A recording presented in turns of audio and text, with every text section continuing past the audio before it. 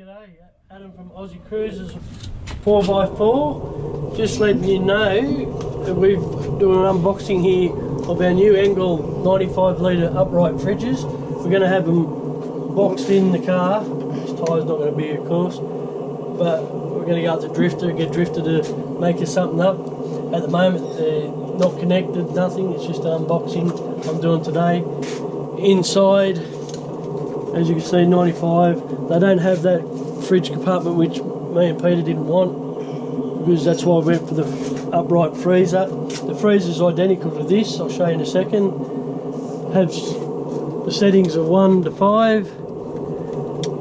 It does 240 volts, also goes 12 volts and 24 volt, depends what you need.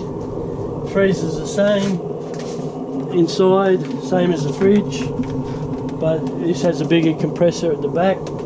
Again, 1 to 5 setting there. You have my ice cream tub. I ate it all. But yeah, they're not hooked up at the moment, but I will get back to you when I'm having them up and running.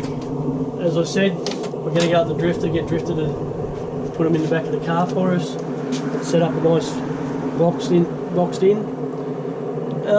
Yeah, that's all I can say. Thanks.